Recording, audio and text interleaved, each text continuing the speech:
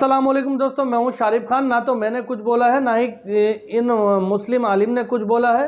जवाब देने वाले भी हिंदू पंडित हैं, सवाल करने वाला भी हिंदू लड़का है, लेकिन मुस्लिम आलिम ने इनको सबक सिखाया इसलिए है। अभी आपको इस वीडियो में देखने को मिलेगा। अभी आप जो वीडियो देखने के लिए जा रहे हैं उसमें एक हिंदू लड़का सवाल करता है पंडित जी से दूसरी शादी को लेकर के, दूसरी शादी कर सकते हैं या नहीं।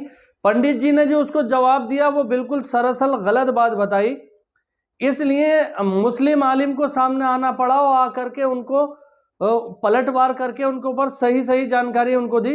चलिए देखते हैं वीडियो। इस वीडियो में आपको पता चलेगा कि दूसरी शादी कर सकते हैं या नहीं कर सकते हैं हिंदू धर्म के मुताबिक भी। मैं ये नहीं कह रहा हूं कि सिर्फ इस्लाम, हिंदू धर्म में वेदों में क्या लिखा हुआ है और किस तरह से जो आजकल के बाबा लोग हैं लोगों को डाइवर्ट करने की कोशिश कर रहे हैं, ये सारी चीज़ आपको जानने को मिलेगी।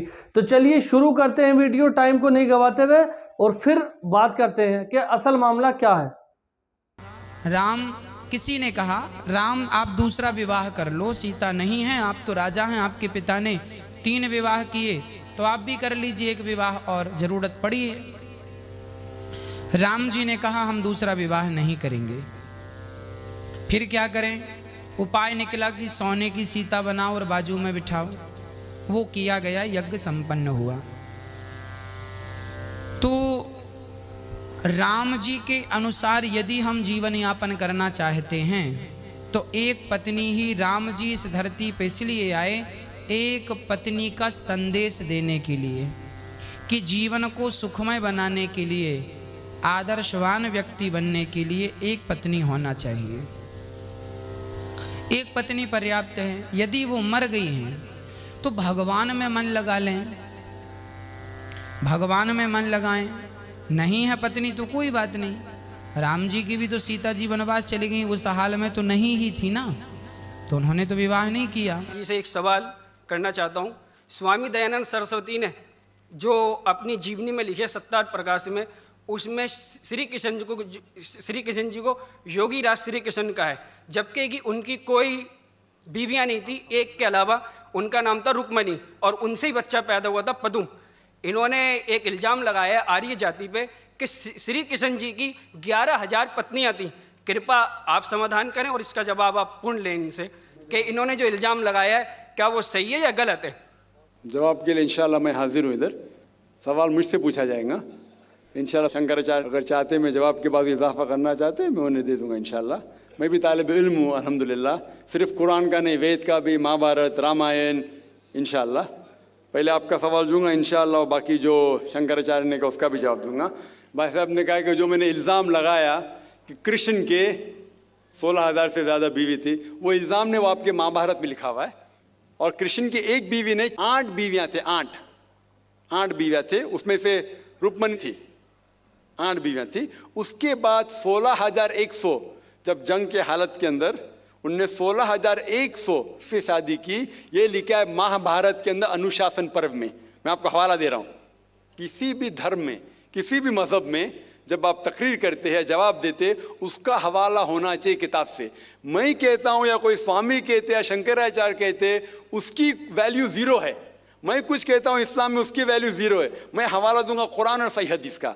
तो मेरे तकरीर में जितनी भी मैंने बात इस्लाम के मुतालिक की, उसका हवाला दी। चैप्टर नंबर सूरह माइदा चैप्टर नंबर 5 वर्स नंबर 1, या सही बुखारी वॉल्यूम नंबर 4 हदीस 46। तो ये जो हवाला मैं दे रहा हूँ ये महाभारत में लिखा हुआ है अनुशासन पर्व में कि श्री कृष्ण ने 16,100 एक साथ में, 8 पहले थे, तो वो 8 को जुड़ के कुल मिला के होते हैं 16,108।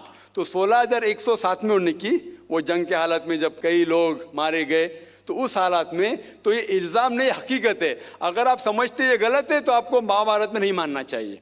और जो लोग ने अभी तकरीर किए, मेरी तकरीर के बाद माशाअल्लाह जब शंकराचार्य ने कहा और शुरू किया, उन्होंने पूरी तकरीर में एक अरबी की आयत की तिलावत की, आयत या अरबी बोलें कलमे की तिलावत की, और एक संस्कृत की तिलावत की।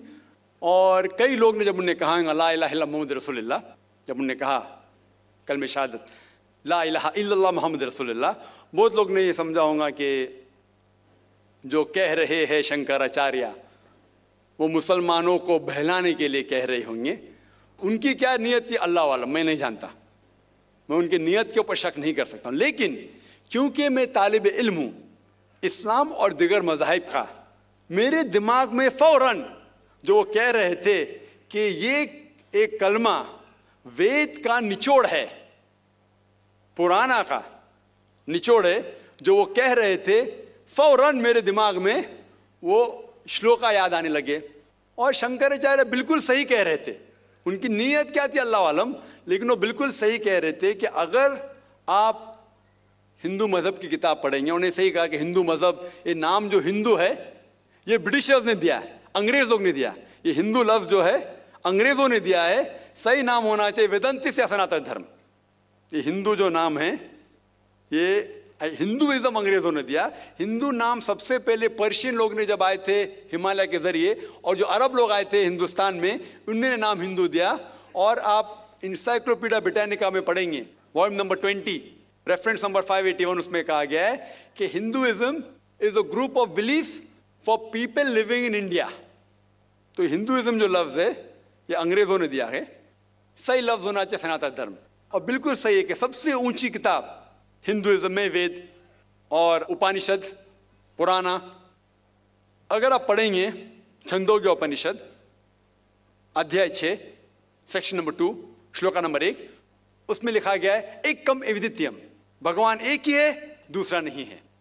श्वेताश्वतर उपनिषद में लिखा हुआ है अध्याय 6 श्लोका नंबर 9 में, नाचस्य कशिज जनिता न चदीपा, ये संस्कृत कोटेशन है, इसके मानी होती है कि उस भगवान का कोई रब नहीं है, ना कोई वालिदैन है, उसका ना कोई पालने वाला है, ना वालिद ना वालदा है। आगे आप पढ़ेंगे लिखा हुआ है श्वेताश्वतर उपनिषद में अध्याय 4 श्लोका नंबर 19 में, न तस्य प्रतिमा अस्ति, उसके जैसा कोई भी नहीं है। और सारे किताबों में से जो सबसे ऊपर किताब है, जिस तरह शंकराचार्य ने कहा, वो है वेद। और 4 वेद है, ऋग्वेद, यजुर्वेद, सामवेद और अथर्ववेद। यजुर्वेद में लिखा हुआ है अध्याय 32 चैप्टर नंबर 32 श्लोका नंबर 3 वर्स नंबर 3 में लिखा है, न तस्य प्रतिमा अस्ति, उसका ना कोई अक्स है, ना कोई बुत है, ना कोई तस्वीर है। उस भगवान का ना अक्स है, ना तस्वीर है। और आगे लिखा हुआ है यजुर्वेद में अध्याय 40 श्लोका नंबर 9 में, अंधात्म प्रविशन्ति या असम्मुति मुपास्ते। अंधात्म मीन्स अंधकार, प्रविशन्ति मतलब अंदर जाना। वो लोग अंधकार में जा रहे हैं जो लोग असंभूति की पूजा करते हैं। असंभूति मतलब कुदरती चीजें, हवा, आग, पानी। जो लोग कुदरती चीजें की पूजा करते हैं वो अंधकार में जा रहे हैं। और आगे श्लोका कहता है कि वो लोग और गहरे अंधकार में जा रहे हैं जो लोग संभूति की पूजा करते हैं। संभूति मतलब बनाई हुई चीजें, मतलब टेबल, चेयर, गाड़ी, बुत, ये जो बनाई हुई चीजें हैं उसकी अगर पूजा कर रहे हैं तो और अंधकार में जा रहे हैं। और आप पढ़ेंगे ऋग्वेद, चारों वेदों से सबसे ऊंचा वेद है ऋग्वेद। ऋग्वेद में लिखा हुआ है जिल्द नंबर 1 बुक नंबर 1 किताब number 1 him number 164 shloka number 46, एकम सत विप्र बहुधा वदान्ते, जिसके मानी है सच एक है, सच्चाई एक है, भगवान एक है। और संत लोग भगवान को मुख्तलिफ नामों से पुकारते हैं, लेकिन भगवान एक है। और जो उनने संस्कृत में श्लोक पढ़ी वो आदि श्लोक थी, पूरी श्लोक में पढ़ूंगा इंशाअल्लाह। वो श्लोक जो उन्होंने पढ़ी वो ब्रह्म सूत्र है, हिंदुइज्म के ब्रह्म सूत्र है। एकम ब्राह्म द्वितीया नास्ते, आदि पढ़ी, पूरी है। एकम ब्राह्म द्वितीया नास्ते, नहना नास्ते नास्ते किंचन, जिसके मानिए भगवान एक ही है, दूसरा नहीं है, नहीं है, नहीं है, जरा भी नहीं है।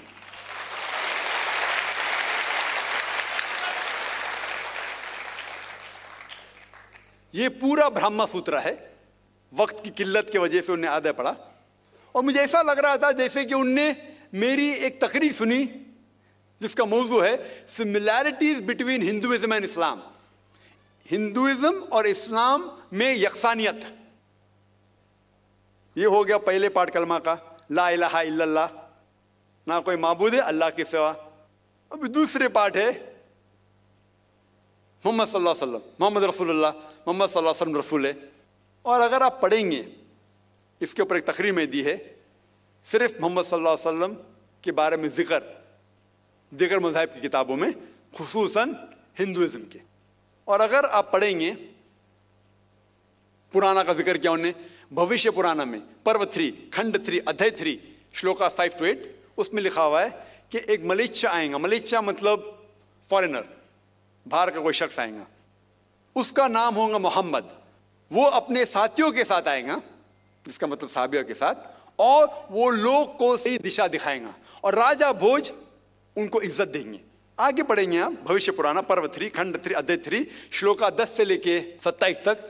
उसमें लिखा हुआ है कि ये शख्स आर्य धर्म को फैलाएगा, सच्चा धर्म को फैलाएगा, और इस शख्स के मानने वाले दाढ़ी उगाएंगे, सिर पे शेंडी नहीं रखेंगे,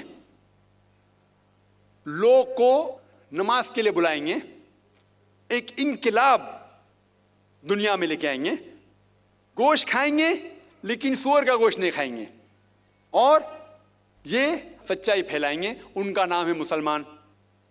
ऐसे कई मोहम्मद सल्लल्लाहु अलैहि वसल्लम का जिक्र भविष्य पुराना में है, ऋग्वेद में है, सामवेद में है, अथर्ववेद में है, और खुसूसन अगर आप पढ़ेंगे पुराना में भी है, जिसका नाम है कल्कि पुराना। और कल्कि पुराना अगर आप पढ़ेंगे अध्याय 2 chapter number 2 verse number 4, 5, 7, 11 and 15, जिसका भागवत पुराना में भी जिक्र है, volume number 2 verse number 18 to 25, 18 से 25 तक, जिसमें कल्कि पुराना का जिक्र है। कल युग में एक शख्स आएंगे जिसका नाम है कल्कि। उनके वालिदा का नाम है सुमति और वालिद का नाम है विष्णु यास। सुमति के मानिए अमन, अमन करने वाली, और हम जानते हैं कि हमारे पैगंबर आखिरी पैगंबर सल्लल्लाहु अलैहि वसल्लम के वालिदा का नाम था आमिना, जिसका मतलब है अमन फैलाने वाले, और विष्णु यास मतलब भगवान की इबादत करने वाला, और हम जानते हैं मोहम्मद सल्लल्लाहु अलैहि वसल्लम के वालिद का नाम अब्दुल्ला था। इस तरीके से मोहम्मद सल्लल्लाहु अलैहि वसल्लम के आने का जिक्र कल्कि पुराना में है और भागवत पुराना में भी है। तो इस बुनियाद पर ये पूरी तकरीर कर सकता हूँ मैं 2 घंटे के लिए, 4 घंटे के लिए, सिर्फ मोहम्मद सल्लल्लाहु अलैहि वसल्लम का जिक्र हिंदू मज़ाहिब की किताबों में। अभी वक्त नहीं है, लेकिन ये दोनों जोड़ के जो शंकराचार्य ने बिल्कुल सही कहा, ला इलाहा इल्लल्लाह मोहम्मद रसूलुल्लाह, के निचोड़े का ना कोई माबूद है अल्लाह के सिवा, और मोहम्मद सल्लल्लाहु अलैहि वसल्लम के पैगंबर है। लेकिन आखिरी में हमारे मोहतरम शुएब साहब ने कहा कि अल्लाह उन्हें हिदायत दे, और मैं भी अल्लाह ताला से दरख्वास्त करता हूँ कि अल्लाह उन्हें हिदायत दे, ना ही सर कटाने की इस्लाम के लिए, इस्लाम के ऊपर अमल करने के। हो सकता है कि काफ़ी चीज़ पर अमल करते होंगे, लेकिन मुकम्मल जिस तरीके से कहा गया है उनके वेद के अंदर कल्कि पुराना में, एक शख्स आएंगे जो आपको सीधी रास्ता दिखाएंगे। वो जिक्र है कल्कि के बारे में, जो जिक्र है मोहम्मद सल्लल्लाहु अलैहि वसल्लम के बारे में, और उन्हें इस्लाम की किताबें पढ़ी अल्हम्दुलिल्लाह सुम्मा अल्हम्दुलिल्लाह। और इंशाअल्लाह मैं भी दुआ करता हूँ कि अल्लाह ताला शंकराचार्य को हिदायत दे। तो उम्मीद करता हूं दोस्तों आपको ये वीडियो अच्छी लगी होगी, नॉलेजेबल लगी होगी। अगर वीडियो अच्छी लगी हो तो मेरे चैनल को सब्सक्राइब करके बेल आइकन पर ऑल का बटन सेलेक्ट कर लेना, क्योंकि आज का जो दौर चल रहा है इसमें साधु संतों के भेष में बहुत सारे ऐसे अज्ञानी लोग बैठे हैं जिनको नॉलेज नहीं है, कुछ नहीं है, और लोगों को धोखाधड़ी लोगों के साथ करते फिर रहे हैं।